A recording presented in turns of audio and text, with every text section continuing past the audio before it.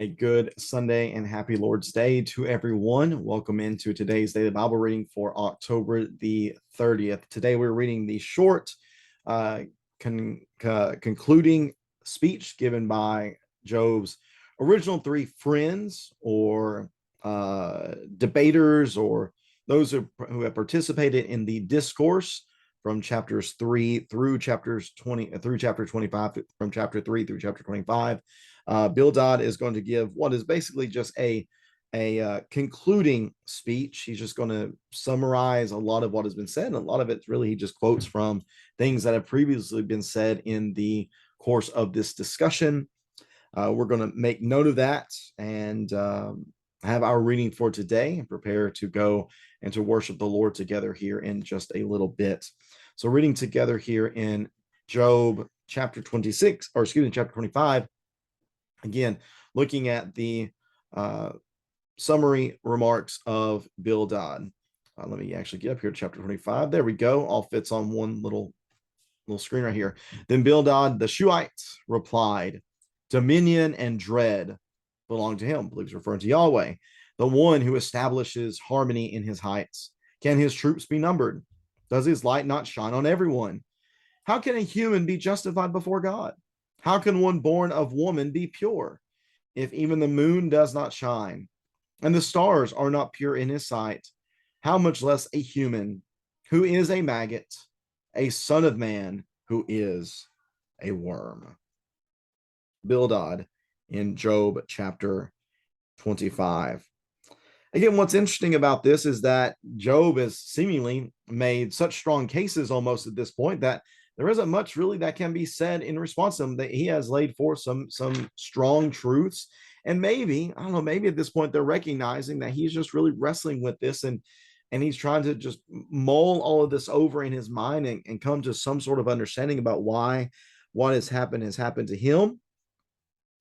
Here within this chapter, he begins by establishing again God being so great, and we aim in that. Dominion and dread do belong to him. He does rule, and people should fear him. He is the one who has established everything that is great. The troops of his armies cannot be numbered. His blessings and light do shine on everyone. And whenever we consider the greatness of God, and then we look at the weakness of humanity, we certainly are puzzled, aren't we?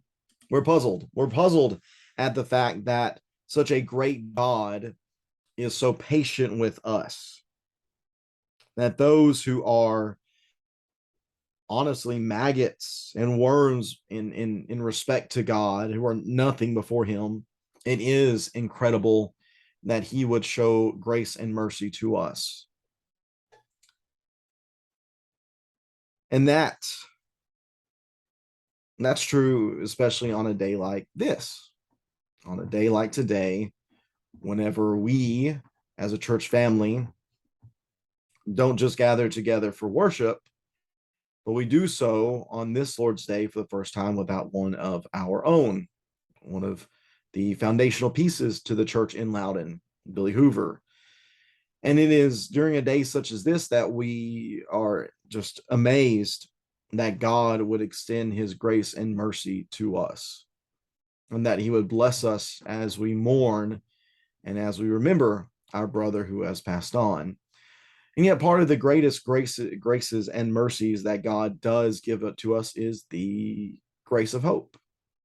That though he no longer is with us, we have confidence by the life that he lived and the faith that he possessed, that he is now with the Lord, no longer in this body, but is now with the Lord. And we're thankful for that. So we're thankful for that hope and that confidence that we have today that will sustain us today as we go about not just engaged in our worship assembly here in just a little bit, in our Bible studies before then, but in the worship assembly. I want to talk about death. I want to talk about how death is the last enemy, and the reality that death has never been a part of God's plan. Death is not of God. He is the God of life, not the God of death. We're going to talk about that. We're going to talk about the victory that Jesus is going to have over death, and the way that we relate to death, and the way that we ought to approach the subject of death.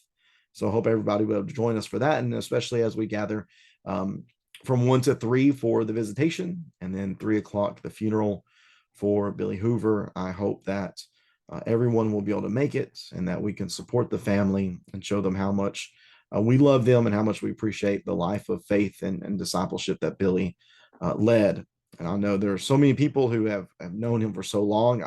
The worst, really, the thing that that almost hurts the most for me is I did not get to know him like many of you all did. Yet I've loved so much getting to hear the stories about Billy and get to read some thoughts about Billy. And I really look forward to being able to share hopefully some of those good memories with people as we go throughout this day. It's going to be a tough day today. No denying that. And yet today is the Lord's day, and every Lord's day is a good day. And it's a day for us to rejoice in and be glad for. And certainly that is true even today. So I hope that we'll have that type of attitude and be thankful that even though we are maggots and worms before God, that he still loves us enough, not just to bless us as he's done today, but initially to give his son for our sins, so we might be reconciled to him and have the hope that we're thinking about today. Thanks so much for tuning into this reading. I'm looking forward to seeing everybody here soon. Take care and God bless.